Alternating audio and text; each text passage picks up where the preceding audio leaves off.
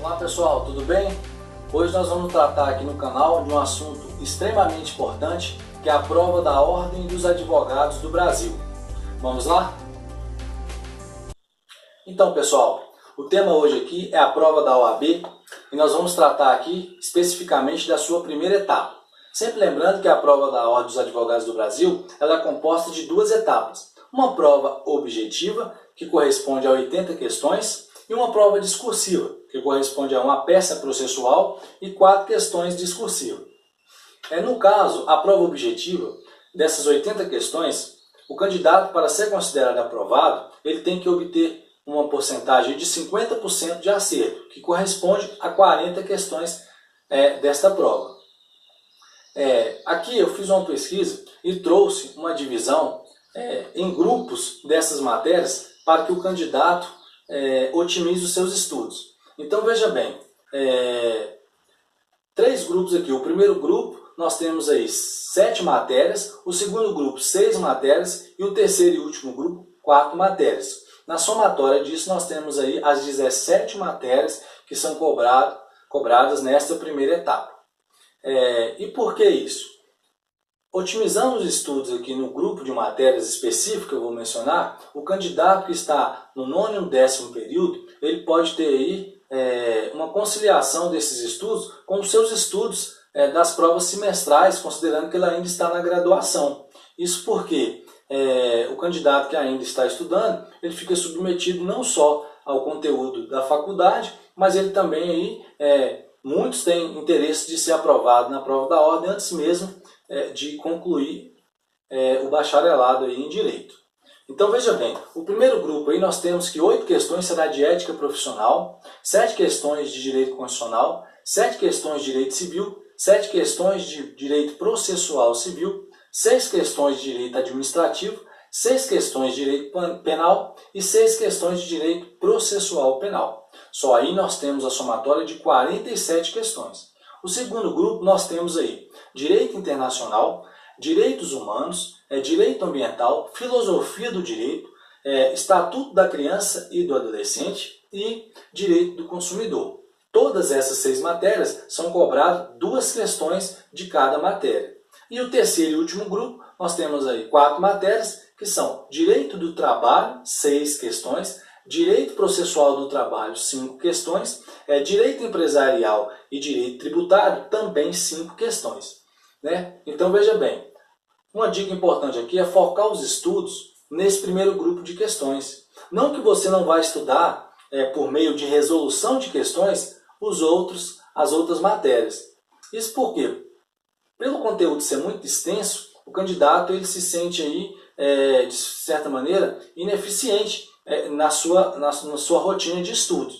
Então o interessante é o candidato, é claro que focando no primeiro grupo de questões, não só na resolução de exercícios, mas também na leitura daquelas disciplinas que mais são cobradas aí nos últimos exames. Então, como que será feito esse estudo aí por parte do candidato? Ele foca nesse primeiro grupo de questões a leitura daquelas partes da matéria que mais tem incidência nos exames anteriores e realiza muitos exercícios. Então, uma dica importante é a realização em média diária de 2 horas de exercício para cada matéria. E aí essa realização corresponde simulados de provas anteriores da Ordem dos Advogados do Brasil, mas que aí você vai resolver questões de todas as matérias. Só que o estudo, a leitura objetiva do texto de lei e texto da Constituição, só desse primeiro grupo de questões.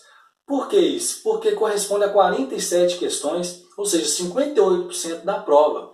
Então o candidato está otimizando os estudos a partir da leitura daquilo que cai mais na prova, e realizando exercício daquele outro conteúdo que ele não está lendo diretamente a matéria. Então eu trouxe aqui 2 questões para demonstrar que realmente a leitura literal do dispositivo contribui muito para essa primeira etapa. Então veja bem, eu trouxe uma questão do 25º exame e uma questão do 26º exame, que foi realizado no ano de 2018. A primeira questão tratava do seguinte caso. Um cidadão francês naturalizou-se brasileiro. E aí, quando residente no Brasil, ficou comprovado o envolvimento em tráfico de entorpecente depois da naturalização na França. E aí a questão perguntava se ele poderia ou não ser extraditado. E a questão ainda trazia que o Brasil tinha tratado de extradição com a França. Lembrando que o Instituto da Extradição é aquele ato solene por meio do qual um país entrega uma pessoa para outro país para que ela responda a procedimento criminal ou cumpra uma pena condenado, no caso, por envolvimento em crime. Então veja bem, o artigo 5º, inciso 51 da Constituição Federal traz para nós uma regra de que nenhum brasileiro será extraditado, salvo o naturalizado, antes da naturalização por envolvimento com crime comum ou por envolvimento em tráfico ilícito de entorpecentes. E neste caso de tráfico ilícito de entorpecentes ou drogas afins, na forma da lei, ele pode ser extraditado se ele cometeu esse crime antes ou depois da naturalização. Veja, a leitura desse dispositivo já faria com que o candidato acertasse essa questão. A outra questão, no caso a questão 16 do 26º exame, tratava da seguinte situação.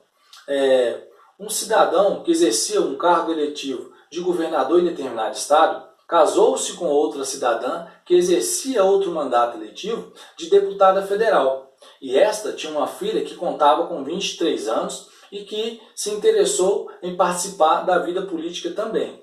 E ele se candidatou aí a deputado estadual naquele estado onde o seu padrasto exercia o mandato aí de governador. E aí a questão perguntou se ela poderia ou não ser eleita para aquele pleito ao qual ela objetivava.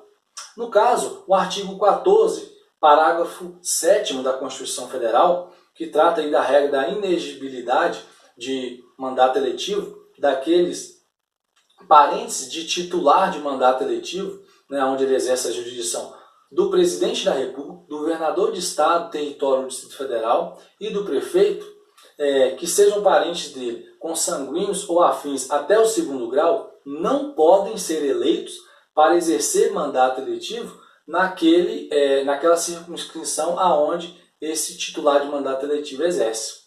Então há uma vedação constitucional para isso. No caso, ela preenchia o requisito mínimo da idade, que é 21 anos, para pleitear aí o cargo eletivo de deputado estadual, mas ela não poderia, no caso, ser eleita porque ela era parente por afinidade, no caso, do seu padrasto, que casado com a sua mãe. Então, nessa relação de parentesco até o 2º grau, por consanguinidade, afinidade ou adoção, não pode, destes cargos eletivos aí, o parente ser eleito. Então veja bem, a leitura objetiva é extremamente importante e contribuirá muito para a sua aprovação nessa primeira etapa. Outra coisa que eu gostaria de trazer aqui da primeira etapa na prova da OAB é que a prova ela é dividida em cadernos. Então, cada candidato receberá cadernos distintos, um caderno branco, azul, amarelo ou verde. E aí o candidato tem que ficar atento, porque na hora de passar as suas respostas para o gabarito oficial, e a conferência diz posteriormente, ele tem que ficar atento qual tipo de caderno ele pegou na sua conferência. Eu espero ter contribuído com vocês com essas dicas rápidas aqui, e no próximo vídeo nós trataremos aí da prova discursiva, que é a segunda etapa, e continuaremos juntos aí nessa busca pelo conhecimento. Curte o canal se você gostou, se inscreva e um forte abraço a todos e a todas. Até o próximo vídeo.